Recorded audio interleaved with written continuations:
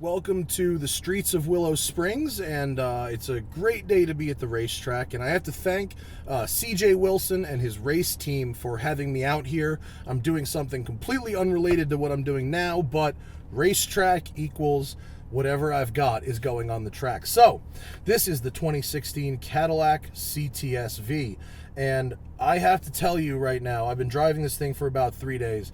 This car is magnificent. It's a hot rod, a luxury car, a track car, a canyon car, all of that in one. It has a 640 horsepower supercharged LT4 engine, shares with the Corvette Z06. It has an 8-speed paddle shift gearbox, also shared with the Corvette Z06.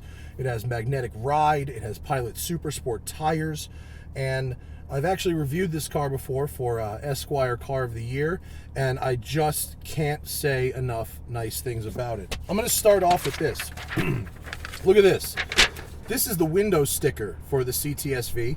This one is $91,000 as it sits, but in this whole giant window sticker, only these 8 things are options, and of those 8, 7 of them are cosmetic. And the value in this car is unbelievable. The only thing, of course, that isn't very good is Q, and I'm going to show you this, but I can't unsee it now.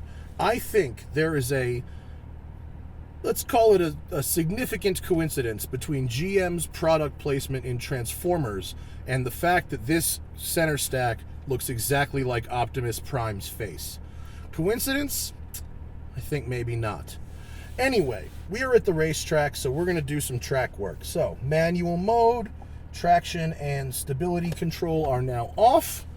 The track is clear, so here we go. The first lap I'm going to try and run pretty clean, and I will demonstrate the agility of the CTS-V. Am I in track mode? I forgot to check. Nope, I'm in tour mode. Let's go to track mode. That's much better. Here we go. Tightens up the suspension. Allows you to do some nice big... Remember when I said 20 seconds ago how I was going to run clean? That probably won't happen because the back end loves to step out at the slightest hint of throttle. So much grip at the front. It makes such a cool sound. It's so muted, and yet you get the supercharger whine. Oh, it sounds great. It actually has, from in the cabin anyway, a very refined and advanced feel to it, and yet outside the car, sounds like a muscle car. Open the taps. Listen to that. That's fantastic. So fast. Cut. Little cut there. Maybe a little quick through the kink. What do you say? Look at the back end just move around. First one, I'm going to try and keep this 180 clean. Can I do it? Nope. Come on. Turn down. You get a little understeer, but this car is so fast, I actually have to brake before that kink. In some slower cars, you do not. Giant 6-piston brakes up front here, 4 pistons in the rear. Come on!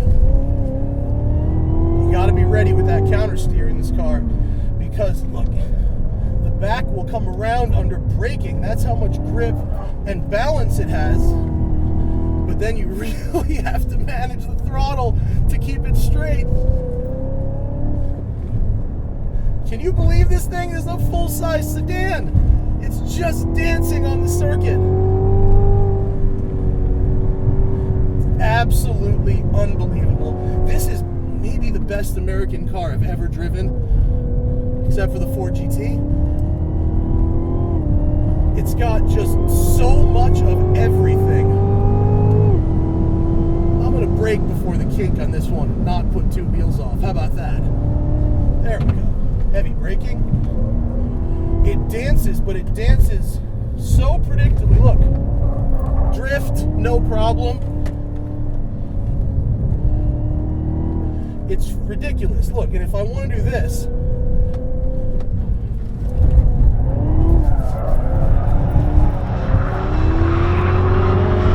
full lock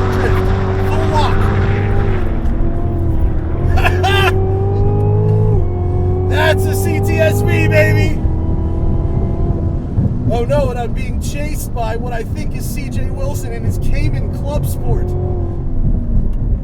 This car is an animal. But, okay, compared to the Hellcat, which is really an animal, this is actually more controllable. More controllable, a little less ragged, tighter at the front, tighter at the back, but lots and lots of oversteer. All right, I'll give CJ a point by. CJ can have a point by. He's in the race car. Let's see if we can hang on the race car. Probably not. Most of this track is third gear.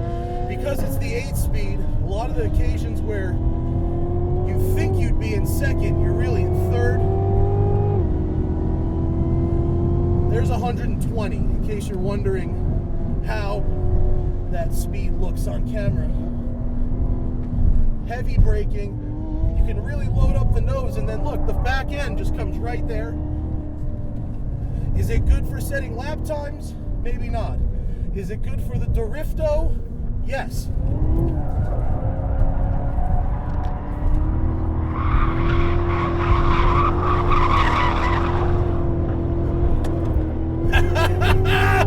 Just leaving a big cloud of smoke over the whole thing. With the long wheelbase and the tight steering rack, it makes drifting an absolute joy in this thing.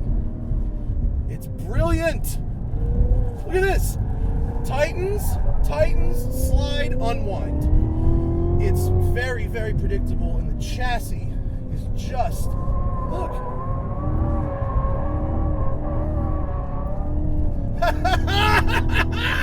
This is the best car in the world. The BMW M5 has a bit better of an interior. Zach mentioned in the ATS that the panels feel thin, and he's right. The BMW is a bit better. On the other hand, this is probably better than the AMG. And the dynamics of this car are... Can I drift the bull? Not quite. I tried to be a hero. It didn't work out. So fast. With the big frontal area of this car, too. It's got a big, fatty radiator. And so you don't get the cooling issues that you get with the Z06. This engine is like made for this car. It's unbelievable. One more biggie slide. One more biggie slide.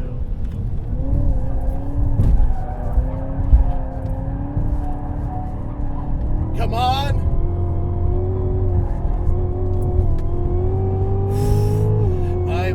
I'm in love. I'm in love. This car is the greatest thing for something that is this big, this heavy.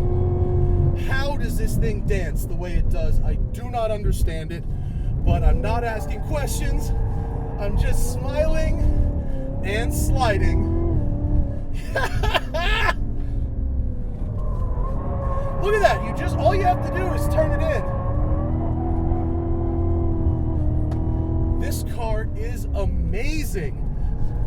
If you came to this review looking for facts, you're not going to get them. If you came for this review looking to see a fat man sideways and sliding, I hope you're not disappointed. Because, oh my God, it is the greatest thing. The steering rack, it's like a ZR1 rack. Drift the bull! Drift the bull!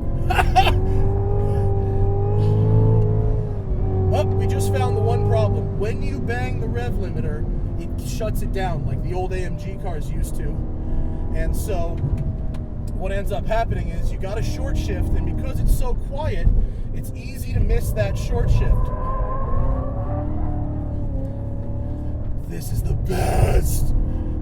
All right, did I say one more drift before? I meant one more drift now. Full lock.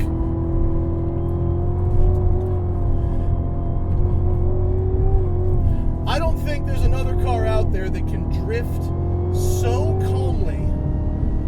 Huh.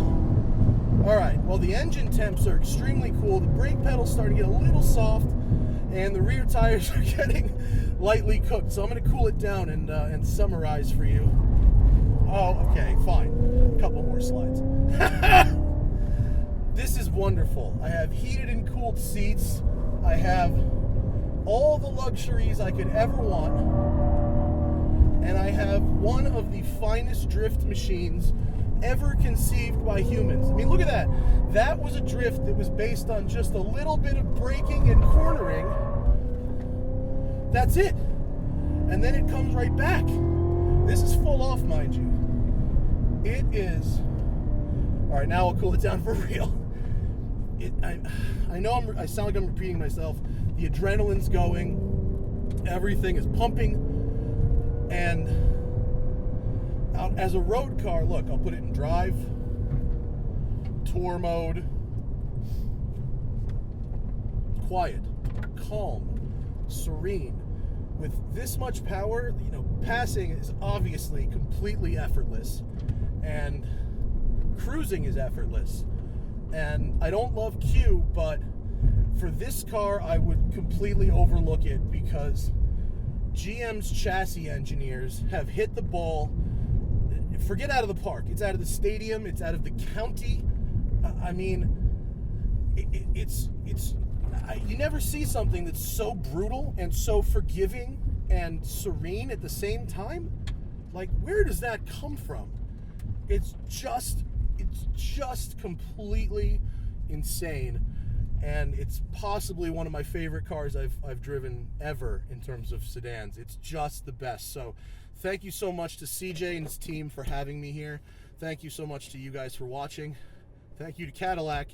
I'm sorry about your Michelins, but wow, I will see you later.